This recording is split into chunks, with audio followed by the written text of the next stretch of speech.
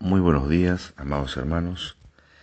En esta mañana quisiera compartir un nuevo salmo y en esta oportunidad el salmo que nos corresponde leer y meditar en él es el salmo número 102. El título de este salmo es La oración de los afligidos, cuando están abrumados y derraman sus quejas delante del Señor. Les invito a que antes de continuar con la meditación del mismo, guardemos un tiempo de oración, leamos en toda su extensión los 28 versículos que lo conforman y de esta manera podremos llegar sin duda a comprender un poco mejor y a extraer aquellas verdades que se puedan aplicar a nuestra experiencia de cada día. El escritor anónimo de este salmo toma prestado el tono y algunas de las frases del libro de Job, que es el mayor ejemplo de aflicción del Antiguo Testamento. Muchas frases también coinciden con otras en los Salmos. Algunos creen que el autor podría ser Daniel, Jeremías o Nehemías, porque a lo largo de la extensión del Salmo se describe a Jerusalén o a Sión en un estado de ruina. Si esto se toma como una ruina literal, el Salmo entonces, de acuerdo a algunos autores, puede haber sido escrito por aquellos en el exilio que lloraron por su aflicción tanto personal como nacional.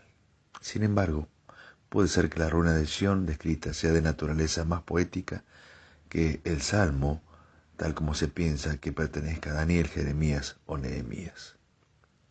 En la antigua liturgia cristiana tradicional, este ha sido considerado como uno de los 7 salmos penitenciales, junto con los salmos 6, 32, 38, 51, 130 y 143.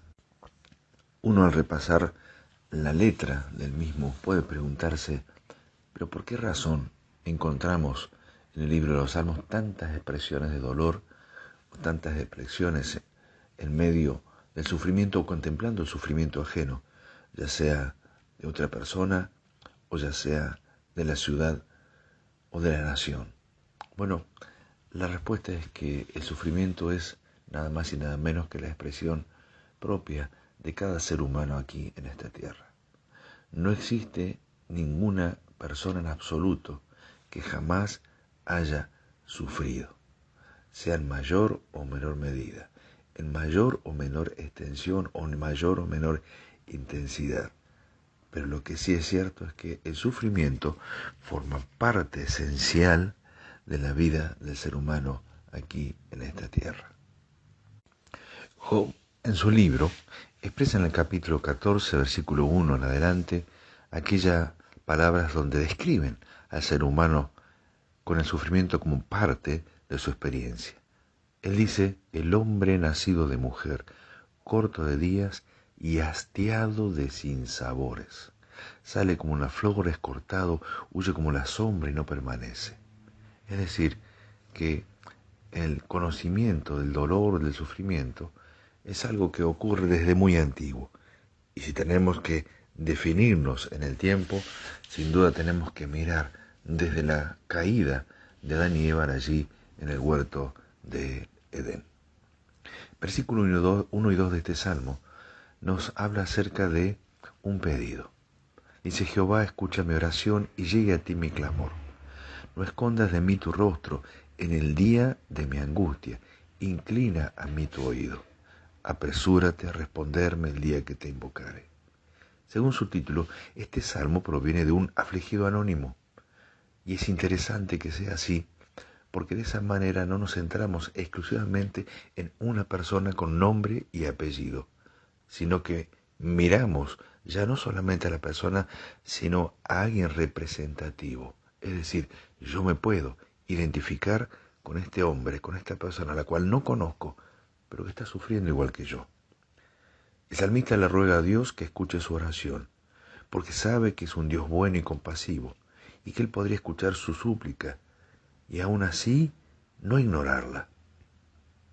Los dos primeros versículos de este salmo están llenos de frases que aluden a otros salmos, pero el salmista no es simplemente un compilador a sangre fría de la experiencia de otro. Como alguien dijo, no está tejiendo una red de hilos viejos, sino que es un hombre que sufre y asegurando un cierto consuelo al reiterar peticiones familiares. La aflicción en sí era bastante mala, pero se agravó más allá de toda medida, por la sensación de que Dios no veía ni le importaba, por eso aquello de no escondas de mí tu rostro. Cuando tenía la sensación de que el favor y el rostro de Dios eran evidentes, entonces él puede soportar esta aflicción. En los versículos 3 al 7 encontramos la agonía del ser afligido en la salud. Él se compara con situaciones extremas. Él habla acerca de días consumidos como humo, es decir, los días en medio de su dolor han pasado uno tras otro en forma tan rápida que pareciera que no tienen sustancia. En un estilo similar al de Job, el salmista describe su agonía como humo que pasa en secreto, rápida e irrecuperablemente. Los efectos del dolor extremo en el cuerpo humano se comparan con los que el fuego produce sobre el combustible. Agota la humedad radical y al hacerlo pronto consume la sustancia. Este hombre se olvida de comer su pan, se queda sin apetito, sin ganas de seguir alimentando ese cuerpo que está sufriendo. Daniel capítulo 10, versículo 3 expresa que tales compañeros naturales de este hombre, de esta persona, son el duelo y el ayuno. Mis huesos se han pegado a mi carne. Estaba tan débil y delgado que parecía no haber nada entre su hueso y su carne, y se sentía en su experiencia emocional como un pájaro solitario e inquieto. Pero si sufrir en el físico, en el cuerpo, que afecta al pensamiento, que afecta a las emociones, que afecta al alma, es una experiencia terrible. Cuanto más, si a eso uno le tiene que sufrir o agregar la agonía de ser afligido por los enemigos. De los versículos 8 al 11 encontramos esta experiencia. El salmista dice, cada día me afrentan mis enemigos. Y es que la aflicción del salmista venía de algo más que su mala salud. Tenía enemigos en su contra. Se lo ponían con constante desaprobación y rechazo. Ellos añadían un tono de burla y maldición. Los que contra mí se enfurecen se han conjurado contra mí. La burla y los reproches de los hombres generalmente se agregan al sufrimiento. Por lo cual, él dice, yo como ceniza a manera de pan. La vida del salmista pareciera ser un duelo constante. Las marcas del duelo, ceniza y lágrimas, le eran tan familiares como la comida y la bebida. Es interesante esta figura, porque aquel que afligía su alma en ceniza y silicio como una muestra externa del sufrimiento interno que tenía, inmediatamente dejaba ver en un rostro cubierto por ceniza el surco de las lágrimas que llegarían a ser para él tan familiares como la comida y la bebida, es decir, eran algo de todos los días. El versículo 11 expresa plenamente lo que esta persona siente. Mis días son como sombra que se va, y me he secado como la hierba. Hasta aquí hay una imagen muy viva de una persona abatida, como difícilmente podamos encontrar un paralelo, a menos que lo miremos aún en nuestra propia vida. Y es que la palabra de Dios tiene estas características. La crudeza con la que a veces nos parece que se expresan a lo largo de sus palabras, de sus versículos, no son nada más y nada menos que el espejo en el cual podemos y debemos mirar nuestra propia experiencia. Sufrimos, aquí hay un espejo en el cual mirarnos. Nuestro cuerpo se duele, aquí hay un espejo en el cual contemplarnos. Nuestra alma está abatida, aquí hay un espejo que nos devuelve la imagen de lo que a nosotros nos está sucediendo. Pero cuando uno comienza a leer el versículo 2 en adelante, encontramos palabras que ya exceden al sufrimiento. El versículo 12 dice, mas tú, pero tú, Jehová, permanecerás para siempre, y tu memoria de generación en generación. Te levantarás y tendrás misericordia de Sión, porque es tiempo de tener misericordia de ella, porque el plazo ha llegado. Las líneas anteriores hasta el versículo 11 hablaban de la fragilidad del salmista y la naturaleza breve, fugaz de la vida. La línea actual a partir del versículo 12 ofrece un contraste nítido y maravilloso, porque el hombre puede tener días como sombras o aún marchitarse como la hierba, pero Dios permanece para siempre. Por lo tanto, el salmista puede rechazar toda confianza en sí mismo y aferrarse a una verdadera confianza en Dios. El contraste es evidente, porque en los primeros 11 versículos estaban llenos de referencias personales, yo, me, mí, y los versículos 12 y siguientes, con las palabras más tú o pero tú, oh Dios, el enfoque cambia y se fija en el Creador. El sentido de la eternidad de Dios es lo que hace cambiar el pensamiento del salmista.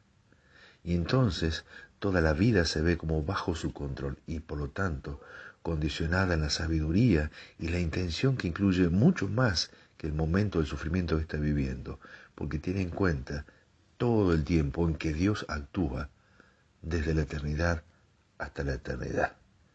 Él dice tu memoria de generación en generación, porque no solo el Señor mismo permanecerá, sino que su influencia y grandeza serán declaradas de generación en generación para nunca terminar. Los versículos 13 y 14 nos hablan del reconocimiento del favor de Dios por Jerusalén. Los versículos 15 al 17 nos habla acerca del reconocimiento de la exaltación de Dios entre las naciones. Pero el versículo 18 al 22 nos habla del reconocimiento de la gran liberación que Dios trae. Dice, se escribirá esto para la generación venidera, y el pueblo que está por nacer alabará a Dios, porque miró desde lo alto de su santuario. Jehová miró desde los cielos a la tierra, para oír el gemido de los presos, para soltar a los sentenciados a muerte, para que publiquen en Sión el nombre de Jehová y su alabanza en Jerusalén, cuando los pueblos y los reinos se congreguen en uno para servir a Jehová. Es decir, toda esta experiencia que es personal en el sufrimiento del salmista y que aún también puede ser personal en el sufrimiento de todo aquello que le rodea, en este caso, llamémosle nación, no tiene un sinsentido, no tiene simplemente la experiencia de sufrimiento, algo que empieza y termina de lo cual no queda en memoria. Muchas veces el sufrimiento de aquellas personas a las cuales conocemos o hemos conocido han sido las marcas que la vida personal o la vida de la iglesia han necesitado para afirmarse mucho más en Dios. Que el sufrimiento es un misterio para muchos, es verdad. Basta con mirar la experiencia de Job y damos gracias a Dios que Él haya abierto un poquito el velo de la eternidad para entender que nada acontece sin su permiso, que nada sucede sin su autoridad, y que aquello que Job no comprendía desde su lugar de sufrimiento, lo comprendió posteriormente al crecer en su relación con Dios.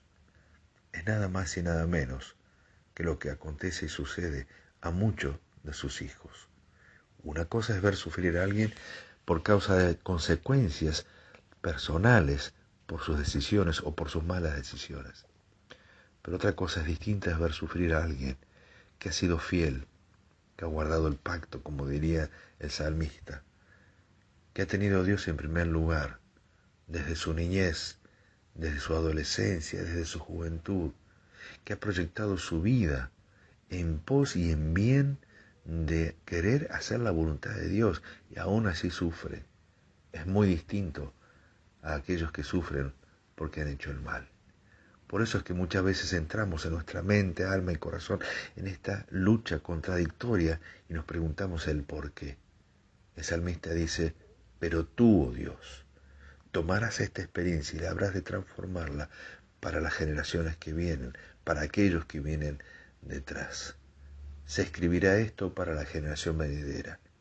La bondad de Dios para Israel y toda la tierra es un testimonio para el futuro, para aquel pueblo que está por nacer y que tiene por meta alabar a Dios. Cuánto más la bondad de Dios para un hijo de Dios, para su hogar, para su familia y su experiencia, aun cuando Dios tenga planes de corto plazo, servirán de testimonio para aquellos que vienen detrás. La idea de que Dios considera y planea para aquellos que están por nacer es una revelación interesante y profunda. No entramos por primera vez en la conciencia de Dios cuando somos concebidos en el vientre de nuestra madre, sino cuando somos concebidos en su corazón y su mente antes de estar en el vientre de nuestra madre. Y él dice que miró desde lo alto de su santuario, y él imagina a Dios inclinándose desde el cielo para ver desde los cielos a la tierra, para escuchar el gemido de los presos, para actuar soltando a los sentenciados a muerte, para proclamar en Sión en el nombre de Dios, para reunir los pueblos y los reinos, y para recibir servicio en el servicio a Jehová. Horn, un antiguo escritor, tomó estas palabras y las convirtió en una oración adecuada para el creyente afligido en el día de hoy. Él escribió lo siguiente: mira hacia abajo, oh Señor, una vez más mira a tus siervos. Todavía estamos bajo el dominio de la muerte y la esclavitud de la corrupción, pero te pedimos que desates estas cadenas, incluso también estas, oh Señor, y sácanos y llévanos a la gloriosa libertad de tus hijos. Estamos llegando al final de este precioso salmo, en donde existe a partir del verso 23 una confesión de debilidad. Él debilitó mi fuerza en el camino y acortó mis días. El salmista comenzó este cántico reconociendo su propia debilidad, versículos 1 al 11. Luego alabó a Dios por su liberación y victoria final, versículos 12 al 22. Ahora, en la última etapa de este salmo, confiesa una vez más su debilidad y fragilidad. Él debilitó y acortó. El salmista reconoce que era Dios quien causaba o permitía su debilidad, fragilidad y aflicción. Y aquí el salmista escribe como un punto muy parecido al del apóstol Pablo más adelante, quien vio el plan de Dios e incluso se glorió en su debilidad presente. 2 Corintios 12, 9 al 10. Los últimos versículos 24 al 28 son una oración final del afligido. Dije, Dios mío, no me cortes en la mitad de mis días. Por generación de generaciones son tus años. Desde el principio tú fundaste la tierra, y los cielos son obra de tus manos. Ellos perecerán, mas tú permanecerás. Y todos ellos como una vestidura se envejecerán. Como un vestido los mudarás y serán mudados, pero tú eres el mismo, y tus años no se acabarán. Los hijos de tus siervos habitarán seguros, y su descendencia será establecida delante de ti. Por último, esta es una notable declaración de confianza en la promesa de Dios de poner en orden todas las cosas y hacerlas buenas. Si no es en el día presente, serán en los días venideros. Y muestra una progresión maravillosa a lo largo de todo este salmo. Comenzó con una declaración honesta de su propio dolor. Luego miró más allá de sí mismo, miró hacia su pueblo. Luego miró más allá de su pueblo, miró hacia el mundo. Y luego miró más allá de su tiempo, miró a las generaciones futuras. Es notable que el salmista no llega a la conclusión de que él mismo recibirá una respuesta a su oración, sino que dice, los hijos de tus siervos habitarán, es decir, en la tierra, y que siempre habrá un pueblo establecido delante de ti. cualquiera sea el destino de la presente generación, ya que vivan para ver el cumplimiento de todo lo que ha sido predicho o no. Sin embargo, la palabra de Dios permanece fiel. Siempre habrá un pueblo y una simiente santa a quienes Dios cumplirá las promesas. Es verdad, el sufrimiento personal de un hijo o una hija de Dios en este mundo quizá no tenga la resolución que muchas veces queremos o esperamos, ver con nuestros propios ojos el fin del mismo. Pero entendemos que los planes y los pensamientos de Dios son mucho más elevados que los nuestros, y toma la experiencia de sus propios hijos para afirmar el corazón de aquellos que habrán de venir, para que vean que aún a pesar de que el mundo pueda tener una consideración distinta de lo que es el sufrimiento, la iglesia, la familia, los hogares, aquellos que rodean, que confían en de Dios y que contemplan a aquel que sufre, puedan decir, sí, es verdad, aún a pesar del sufrimiento, seguimos confiando, podemos seguir confiando, debemos seguir confiando en este Dios tan grande. Queridos hermanos, que el Señor bendiga su palabra en este día.